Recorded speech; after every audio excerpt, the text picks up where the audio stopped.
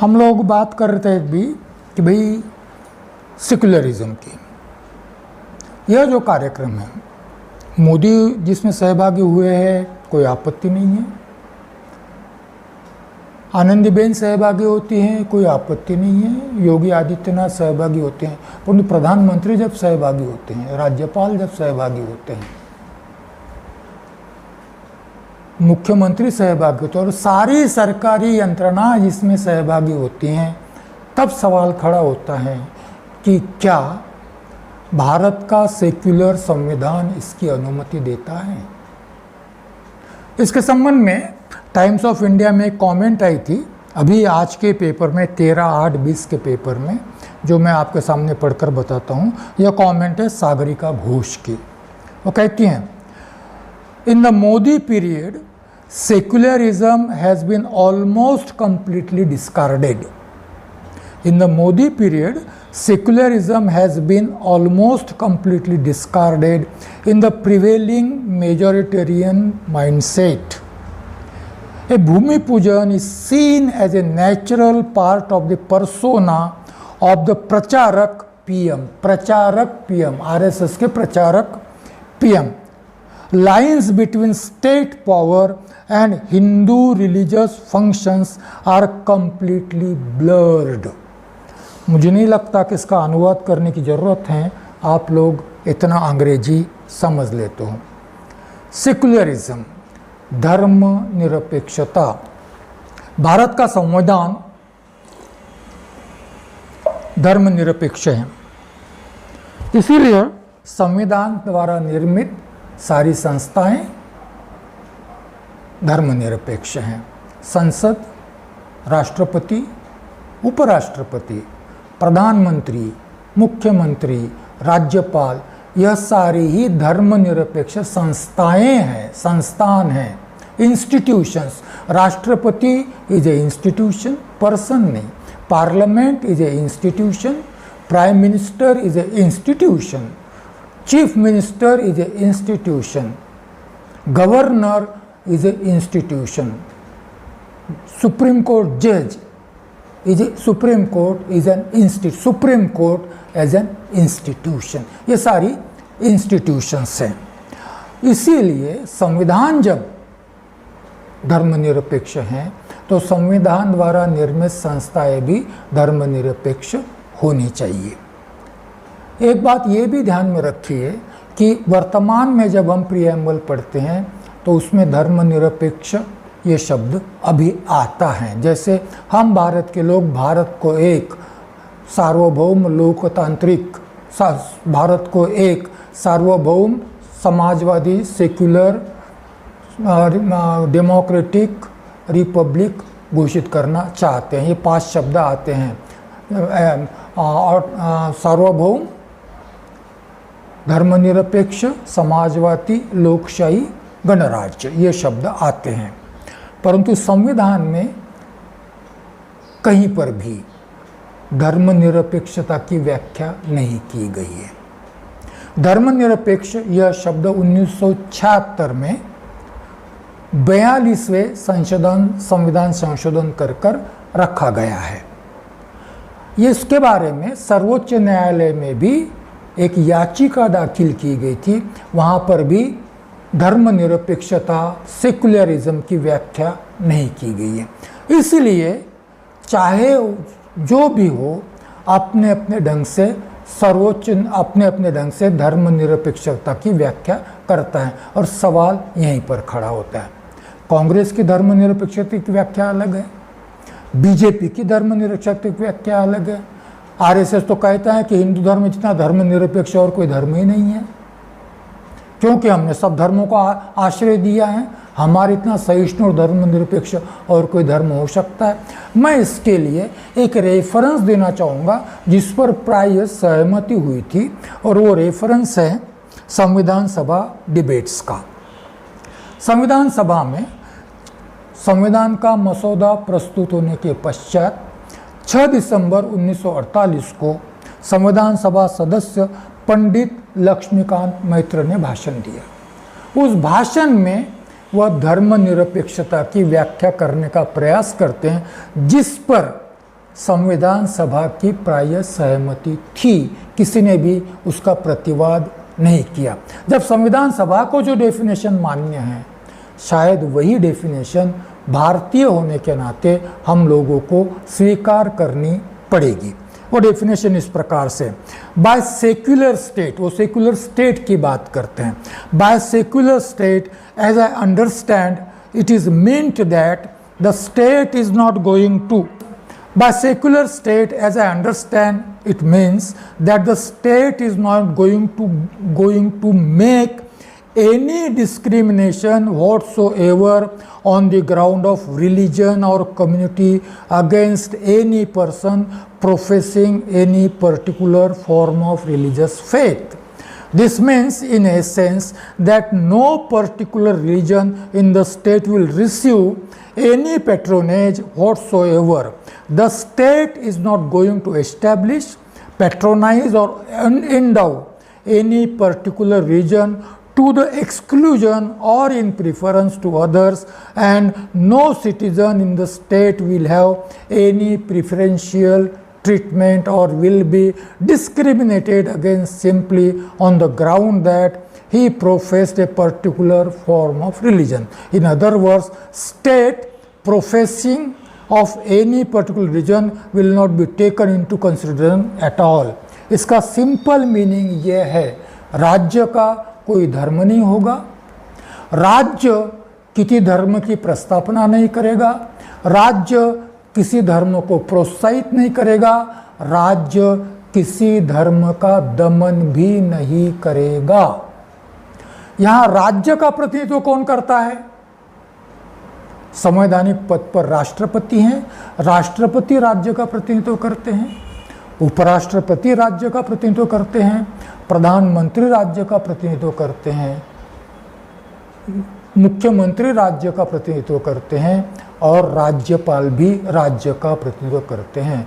क्या यदि हम पंडित लक्ष्मीकांत मैत्री की इस वाक्य को स्वीकार करते हैं राज्य के संबंध में, तो क्या हमें ऐसा लगता है कि मोदी जी का राम जन्मभूमि राम मंदिर के भूमि पूजन आयोजन में प्रधानमंत्री के तौर पर, मैं अंडरलाइन करता हूँ, प्रधानमंत्री के तौर पर यजमान करके वहाँ उपस्थित होना, राज्यपाल का एक यजमान करके वहाँ उपस्थित होना, एक मुख्यमंत्री का वहाँ उपस्थित होना और सारी ही सरकारी यंत्रणा उस कार्य में लगाना, क्या यह धर्मनिरपेक्षता का प्रतीक है?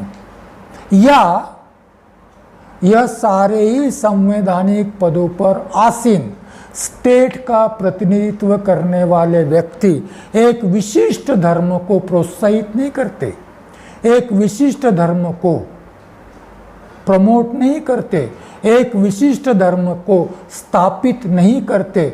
मेरी मान्यता है कि यह सारे ही लोग करते हैं।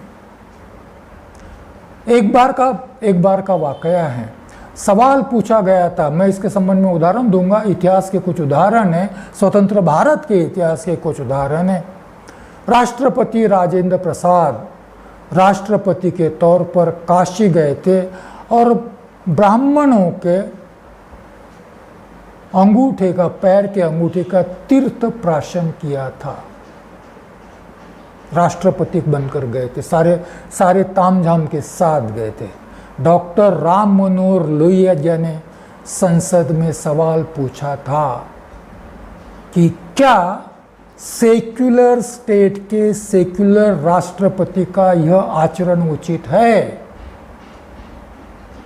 प्राइम मिनिस्टर पंडित नेहरू को यह कहना पड़ा कि राजेंद्र प्रसाद के नाम से वो कुछ भी करते हैं, किसी को भी कोई आपत्ति नहीं होनी चाहिए, परंतु यदि राष्ट्रपति के नाम से यह करते हैं तो यह आपत्तिजनक है, सेक्युलर स्टेट के लिए यह आपत्तिजनक है, राष्ट्रपति ऐसा नहीं कर सकते।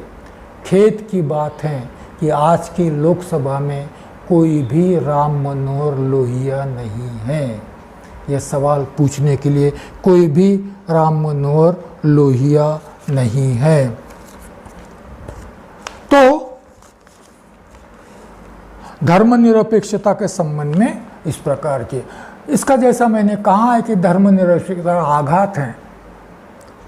एक ध्यान में रखिए कि सर्वोच्च न्यायालय ने भारतीय संविधान के कुछ मूलभूत संरचनाओं की संकल्पना की है जिसको पार्लियामेंट भी नहीं बदल सकती। उसको कहते हैं basic structure of the constitution. उसमें धर्मनिरपेक्षता एक तत्व है। धर्मनिरपेक्षता को पार्लियामेंट भी नहीं बदल सकती, मगर मोदी जी अपने आचरण से इसको बार बार तोड़ रहे हैं। धर्मनिरपेक्षता के सिद्धांत को वह समाप्त करने का प्रयास कर रहे हैं। यह पहला उदाहरण नहीं है। मोदी जी प्राइम मिनिस्टर के तौर पर नेपाल में 2 बार गए। दोनों बार उन्होंने प्राइम मिनिस्टर के तौर पर पशुपतिनाथ के मंदिर में जाकर पूजा की, विधिवत पूजा की। मोदी जी अभी अभी कुंभ मेले में गए थे अपने कार्यालय के साथ। मुख्यमंत्री भी अपने सारे मुख्यमंत्री के कार्यालय के साथ कुंभ मेले में उपस्थित थे। मोदी जी केदारनाथ की गुफा में ध्यान लगाकर बैठे हुए थे। क्या यह आचरण धर्मनिरपेक्षता का आचरण है? संविधान कहता है कि यह धर्मनिरपेक्षता का आचरण नहीं है। मोदी जी प्रयास कर रहे हैं अपने आचरण से, अपने व्यवहार से, अपने निर्णय से संविधान के इस सिद्धांत को कमजोर करें। क्यों ऐसा हो रहा है? मैं याद दिलवाना चाहूँगा कि आरएसएस कभी भी, प्रचारक हैं, प्रचारक मोदी प्राइम मिनिस्टर हैं, आरएसएस कभी भी भारत के संविधान के अनुकूल नहीं रहा है। डॉक्यूमेंटेड एविडेंस है कि आरएसएस ने संविधान का विरोध संविधान के बनने की प्रक्रिया से ही शुरू किया है। 4 जनवरी 1949 संविधान बनने की प्रक्रिया शुरू थी, समाप्त 26 नवंबर 1949 को हुई। उस समय संविधान सभा का सत्र चल रहा था और vice president doctor SC. Mukherjee पीठासीन अध्यक्ष थे। वो कहते हैं, डॉक्यूमेंट है, किसी को पढ़ना हो तो मेरे पास आइएगा। Before we begin the business of the house, I have to inform honorable members that yesterday information was received that members of the RSS का नाम लिया है, members of the RSS would somehow secure entrance in the lobbies of the galleries in order to create disturbances। संविधान सभा का सत्र शुरू रहते हुए लॉबीज में, दर्शक दीर्घा में आरएसएस से लोगों ने प्रवेश पाया है। कैसे किया मालूम नहीं। उनका उद्देश्य संविधान सभा का सत्र में व्यत्यय लाने का था। और बाद में वो कहते हैं कि मैं सदस्यों से अनुरोध करता हूँ कि प्रवेश, दीर्घा में प्रवेश के लिए प्रवेश पत्र देते समय संविधान सभा के सदस्य जरा थोड़ी सी प्रिकॉशन ले और उन्हीं को दे जो सत्र को डिस्टर्ब नहीं कर पाएंगे। बाबा साहब ने 4 नवंबर 1948 के भाषण में जब संविधान प्रस्तुत किया तब 2 बातें कही थी।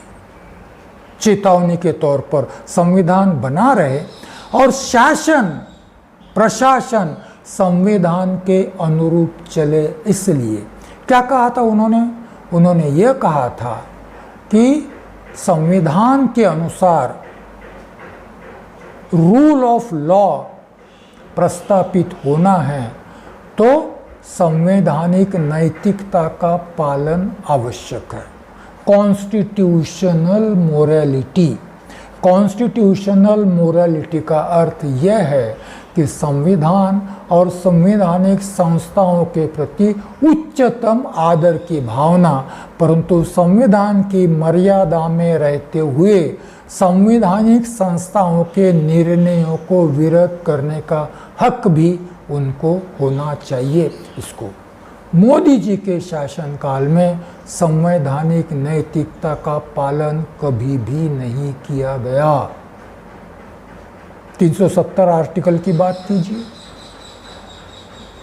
कोई भी निर्णय लीजिए, कभी भी संवैधानिक नैतिकता का पालन नहीं किया। पार्लियामेंट की बात कीजिए, पार्लियामेंट का आदर करते हैं मोदी जी, सारे डिसीजन पार्लियामेंट के बाहर होते हैं, सारे ही डिसीजन पार्लियामेंट के बाहर होते हैं। अभी शिक्षा नीति लागू की गई, क्या पार्लियामेंट में नहीं आना चाहिए था? पार्लियामेंट के लाने से पहले ही मोदी जी ने शिक्षा नीति की घोषणा कर दी। बाबा साहब इसको कहते हैं, यह आचरण संवैधानिक अनैतिकता का प्रतीक है, संवैधानिक अनैतिकता का प्रतीक है। और फिर बाबा साहब कहते हैं कि जरूरी नहीं कि संविधान नष्ट करने के लिए संवैधानिक संशोधन ही लाया जाना चाहिए। बिना संवैधानिक संशोधन के भी प्रशासनिक आदेशों के द्वारा संविधान को विकृत किया जा सकता है।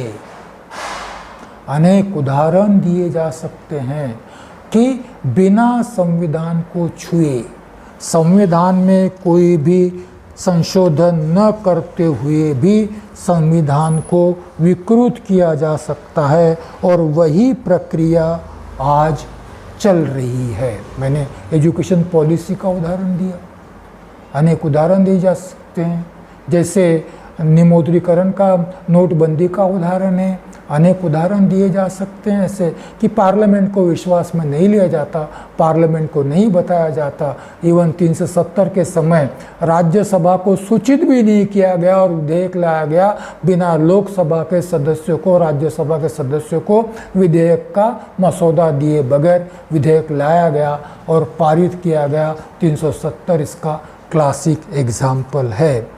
चलो हम बात करते हैं जिसका बड़ा उल्लेख किया जाता है, उस सर्वोच्च न्यायालय के निर्णय की हम बात करते हैं। सर्वोच्च न्यायालय के राम मंदिर संबंधी निर्णय पर मैं टिप्पणी कर रहा हूँ। आशा करता हूँ कि सर्वोच्च न्यायालय इसको न्यायालय की अवमानना नहीं मानेगा, क्योंकि एक तो वैसे ही अभी एक प्रशांत भूषण जी के अगेंस्ट में सर्वोच्च न्यायालय ने सुओ मोटो ये लेकर उनके अगेंस्ट में सर्वोच्च न्यायालय की अवमानना की प्रक्रिया शुरू कर दी है।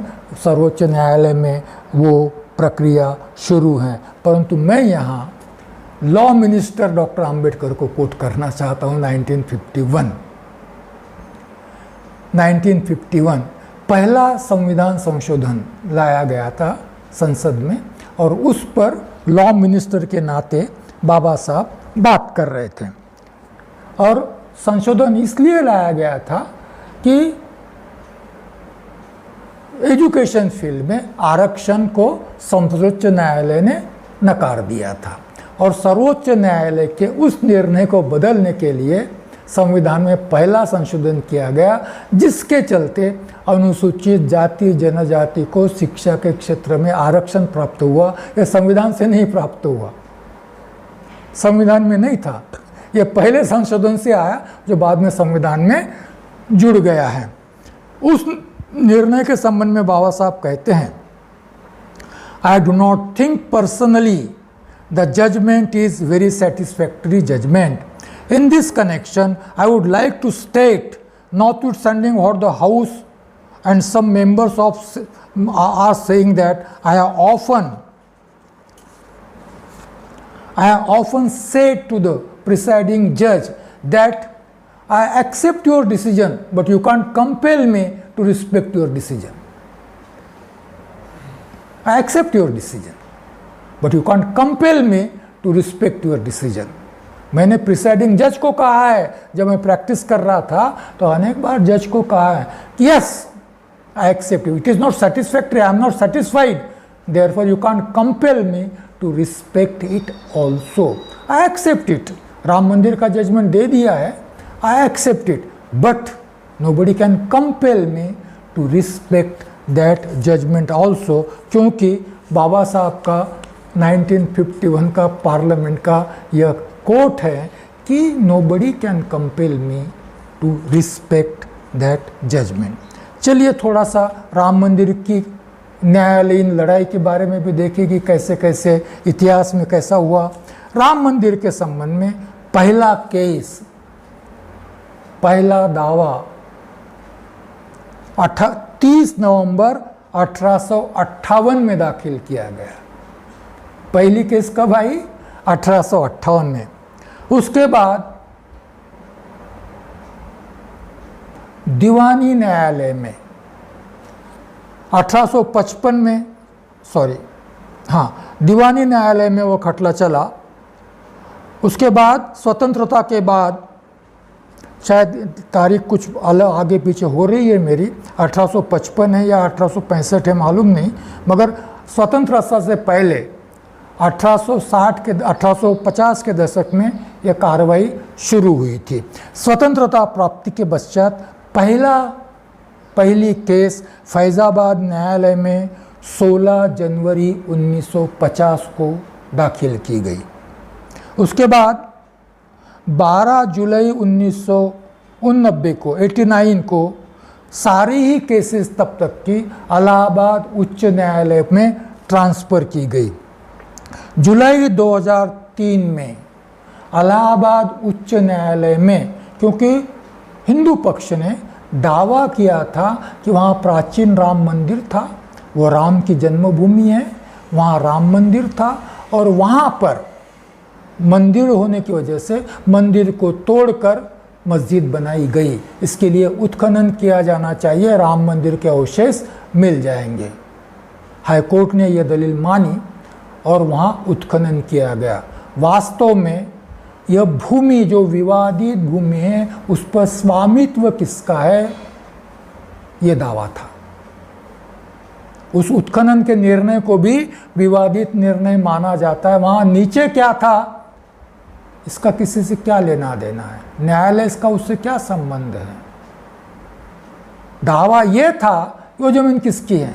3 पक्ष थे, रामलला विराजमान, दूसरा निर्मोही अखाड़ा और तीसरा सुन्नी वक्फ बोर्ड। जमीन किसकी है यह विवाद चल रहा था ना, वहाँ मस्जिद थी या मंदिर था नहीं, मगर ये भी, परंतु जो उत्खनन का रिपोर्ट है उस पर भी विवाद रहा, वह विवादातीत नहीं था, उस पर भी विवाद होते रहे, क्योंकि उत्खनन का निर्णय देने से वो प्रश्न श्रद्धा का प्रश्न बन गया, प्रॉपर्टी का प्रश्न, प्रॉपर्टी की प्रश्न नहीं रहा, निर्णय नहीं हो पाया।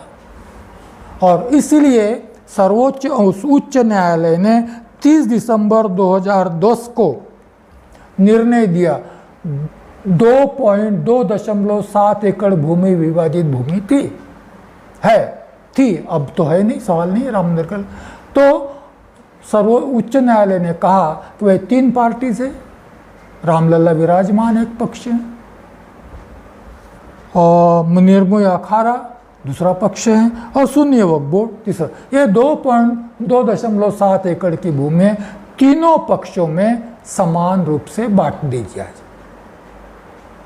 क्योंकि किसका स्वामित्व है यह प्रस्तापित नहीं होता, इसलिए तीनों पक्षों को समान रूप से बांट दी जाए। कोई भी पक्ष संतुष्ट नहीं हुआ, सबको पूरी जमीन चाहिए थी, और इसलिए तीनों ही पक्ष सर्वोच्च न्यायालय में चले गए। और 9 मई 2011 को सर्वोच्च न्यायालय में अपील दाखिल की गई। 9 मई 2011 को सर्वोच्च न्यायालय में अपील दाखिल की गई। 8 जनवरी 2019 को 5 न्यायाधीशों का खंडपीठ बनाया गया इस पर निर्णय देने के लिए, और 9 नवंबर 2019 को जजमेंट आ गया। जब प्रक्रिया किसी ने पढ़ी होगी तो उस समय तत्कालीन सर्वोच्च न्यायालय के मुख्य न्यायाधीश गोगोई जी जो थे, उनका निर्णय था कि मेरे निवृत्त होने से पहले यह डिसीजन हो जाना चाहिए। पहले तय हो गया था ये डिसीजन हो जाना चाहिए। क्यों मालूम नहीं, इतने साल से चला आ रहा है, इतनी जल्दी क्या थी कि उन्हीं के समय में वो निर्णय होना चाहिए, मालूम नहीं था।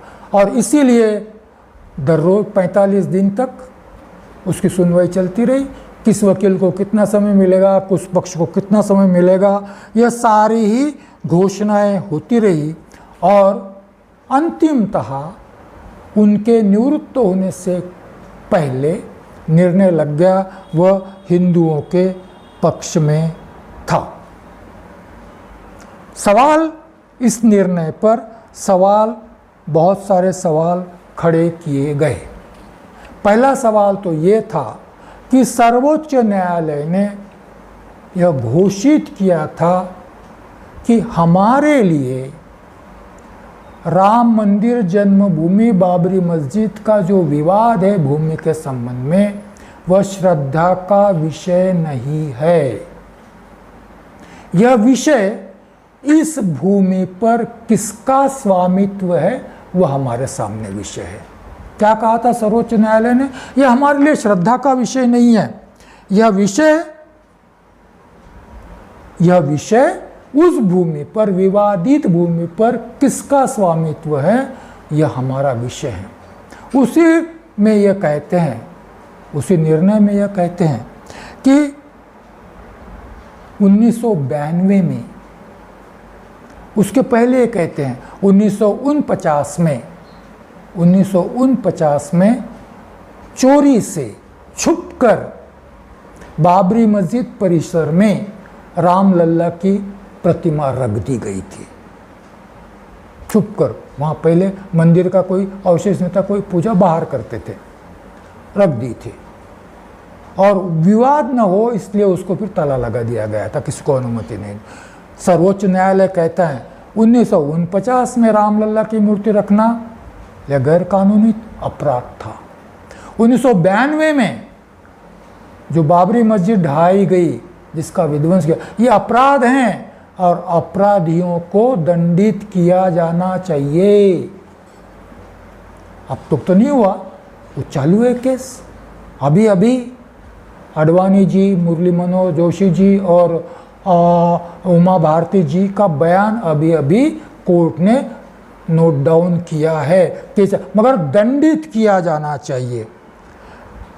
कोई भी पक्ष उस भूमि पर निर्विवाद स्वामित्व प्रस्तापित नहीं कर पाया। भूमि पर स्वामित्व का दावा करने वाले किसी भी पक्ष ने उस भूमि पर निर्विवाद स्वामित्व का दावा नहीं किया, प्रस्तुत दावा सिद्ध नहीं किया। ऐसा होते हुए भी मैंने क्या क्या बताया आपको कि भाई मेरे चलते यह निर्णय हो जाना चाहिए जब तक मैं हूँ। दूसरा, रामलल्ला की मूर्ति जो रखी गई थी वो गैर कानूनी है। तीसरा, बाबरी मस्जिद के विध्वंस ने जो जिन्होंने किया है वो अपराधी है, वो दंडित हो जाना चाहिए। चौथा, यह श्रद्धा का विषय नहीं है, यह विवादित भूमि के स्वामित्व का विषय है। और पांचवा यह था कि किसी ने भी उस विवादित भूमि पर अपना एक्सक्लूसिव ओनरशिप राइट प्रस्तापित नहीं किया। ऐसा होते हुए भी यदि सारी ही विवादित भूमि और एक बात, यदि स्वामित्व का दावा मुस्लिमों का सही नहीं था, नहीं प्रस्तापित कर पाए, तो कॉम्पेंसेशन के तौर पर उनको 5 एकड़ भूमि देने का निर्णय सर्वोच्च न्यायालय ने क्यों किया? इस पर भी सोचना चाहिए कि क्यों 5 एकड़ भूमि दी गई, ये कॉम्पेंसेशन दिया गया फॉर व्हाट, कॉम्पेंसेशन क्यों दिया गया भाई, ये भी सवाल पूछना चाहिए। सर्वोच्च न्यायालय का तो कोई जरूर नहीं कि भाई उनकी मस्जिद टूट गई इसलिए दिया, भाई तुमको क्या लेना देना है। तो इस परिप्रेक्ष्य में यह कहा जाता है कि सर्वोच्च न्यायालय का निर्णय यह श्रद्धा पर आधारित निर्णय है, नंबर 1, और नंबर 2 बहुसंख्यकों के दबाव में लिया गया निर्णय है। नंबर 2, जैसा मैंने शुरू में कहा था कि यदि अनुकूल निर्णय नहीं लगता तो, या मुस्लिमों के अनुकूल निर्णय लगता तो, सोच लीजिए दोनों ही सिचुएशन में सारे ही हिंदुत्ववादी सर्वोच्च न्यायालय का वह निर्णय स्वीकार नहीं करते। माहौल बनाया गया था कि यदि हमारे अनुकूल निर्णय नहीं लगा तो हमें स्वीकार नहीं होगा, और सत्ताधारी पक्ष केंद्र में जो होता है उस सरकार की यह जिम्मेदारी होती है कि सर्वोच्च न्यायालय का निर्णय लागू करे, यह जिम्मेदारी होती है। सत्ताधारी पक्ष कभी सर्वोच्च न्यायालय का रास्ते पर उतरकर विरोध करता है हमने नहीं देखा, मगर ये किया गया सबरीमाला के निर्णय के संबंध में किया गया।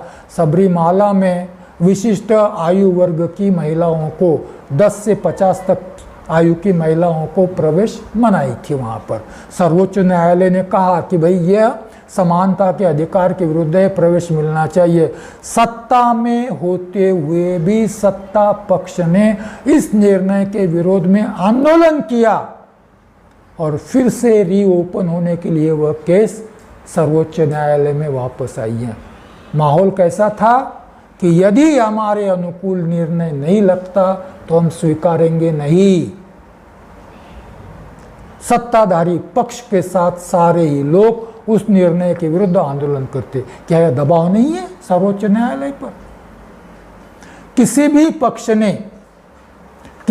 पक्ष ने जब अपना स्वामित्व का दावा सिद्ध नहीं किया फिर भी एक पक्ष को जमीन दे देना क्या श्रद्धा का विषय नहीं बनाया गया है? तो इसीलिए सर्वोच्च न्यायालय के निर्णय का, और फिर निवृत्त होने के पश्चात कुछ ही दिनों में हमारे सर्वोच्च न्यायालय के मुख्य न्यायाधीश राज्यसभा के मनोनीत सदस्य बन जाते हैं। ये पारितोषिक नहीं है, क्या है, क्या कहेंगे इसको? पारितोषिक नहीं है तो, और वो स्वीकारते हैं। उन्होंने उसको स्वीकार भी किया है और ये कहकर किया है कि अब तक मैं न्यायालय में अपना योगदान दे रहा था, अब मैं वहाँ जाकर संविधान की रक्षा के लिए अपना योगदान दूंगा। इस परिप्रेक्ष्य में हमको इस निर्णय को देखना होगा, जांचना होगा, और हम लोगों को, क्योंकि आज धारणाएं बन गई हैं कि मोदी के शासनकाल में कोई भी संवैधानिक संस्था निष्पक्ष नहीं रही है, सर्वोच्च न्यायालय भी अछूता नहीं है। हेबियस कॉर्पस जैसी कश्मीर के लोगों की याचिका की सुनवाई नहीं हुई है। हेबियस कॉर्पस जैसी याचिकाओं की कितने लंबे समय तक हाउस टेरेस में रहने के बाद भी कोई सुनवाई नहीं हो रही है। अनेक प्रकरण ऐसे हैं कि जिस पर तत्काल ध्यान देने की आवश्यकता होते हुए भी सर्वोच्च न्यायालय ने उनकी कॉग्निजेंस नहीं लिया है। ऐसे अनेक उदाहरण दिए जा सकते हैं। तो यह है। और न्यायपालिका, इलेक्शन कमीशन, निर्वाचन आयोग क्या निष्पक्ष है? इलेक्शन में निष्पक्ष रहा है, 2019 के लोकसभा चुनाव में निष्पक्ष रहा है। इसलिए संवैधानिक संस्थाएं जितनी भी है, हाई कोर्ट हो, न्याय व्यवस्था हो, निर्वाचन आयोग हो या अन्य कोई भी, कैग का उपयोग नहीं किया राजनीति के लिए। ये सारी संस्थाएं जो है वो अभी एक प्रकार से क्षरित हो गई हैं। सवाल ये किया जाएगा अभी कि भाई इसका विरोध क्यों नहीं किया किसी ने। यह भी सवाल पूछा जाएगा ना कि इसका विरोध किसी ने क्यों नहीं किया। मुसलमानों ने करना चाहिए था इसका विरोध, क्योंकि उनका स्वामित्व का हक नकारा गया है, उन्होंने विरोध करना चाहिए था। उन्होंने नहीं किया और करेंगे भी नहीं, क्योंकि उसी समय मुस्लिम समुदाय अपने अस्तित्व की लड़ाई लड़ रहा था। शाहीन बाग को याद कीजिए, शाहीन बाग की लड़ाई सारे भारत में मुस्लिमों के अस्तित्व की लड़ाई बन गई थी, आज भी बनी हुई है। क्या, किसके लिए थी? वो थी एनसीआर के लिए, नेशनल सिटीजन्स रजिस्टर, एनपीआर के लिए, नेशनल पॉपुलेशन रजिस्टर, जिसके बारे में यह कहा गया है कि मुस्लिम घुसपैठियों को, मुस्लिमों को नागरिकता से वंचित करने के लिए ही यह विधेयक लाए जा रहे हैं। वैसे तो कहा गया है कि भाई पड़ोसी देश जो है अफगानिस्तान, पाकिस्तान और बांग्लादेश से जो अल्पसंख्यक धर्मों के लोग आएंगे उनको नागरिकता देने के लिए है, और पॉपुलेशन रजिस्टर, ये सारी बातें जो कही गई, और मुस्लिमों को ऐसा लगा कि हमारे लिए यह खतरा है। और लोगों ने क्यों नहीं विरोध किया भाई, ये भी सवाल पूछा जाए। तो सवाल ये है कि क्या विरोध करने की संभावना बनी है? आज सारा ही भारत अघोषित आपातकाल में जी रहा है। आज मोदी इज इंडिया है। मोदी के विरुद्ध कोई भी बात कीजिए, आप देशद्रोही करार दिए जाओगे। वरवरा राव, आनंद तेल तुंबड़े, सुधा भारद्वाज, काफिल खान, शाहीन बाग की महिलाएं, एनसीआर के विरोध में खड़े हुए जामिया मिलिया के स्टूडेंट्स, जवाहरलाल नेहरू विश्वविद्यालय के विद्यार्थी, यह सारे ही यह बताते हैं कि यदि किसी भी तरह से मोदी जी के किसी भी निर्णय का विरोध किया गया तो आपको देशद्रोही घोषित किए जाने की संभावना बनेगी। इन सब पर एनआईए का कानून लागू किया, यूएपीए का कानून लागू किया गया है, जमानत भी नहीं होती है। कितने दिनों से सुधा भारद्वाज जेल में है, जमानत नहीं हो रही। आनंद तेल तुंबड़े जेल में हैं, नहीं हो रही है, सुनवाई भी नहीं हो रही है, जेल में है। काफिल खान जेल में है, रिहाई हुई कि नहीं मुझे मालूम नहीं। जामिया मिलिया कोरोना के होते हुए भी चुन चुन कर जामिया मिलिया के विद्यार्थियों को अरेस्ट किया जा रहा है। किसकी हिम्मत है बोलने की? कोई बोलेगा नहीं। ऐसे स्थिति में यह संभव नहीं है कि मोदी जी के निर्णय का कोई विरोध करे।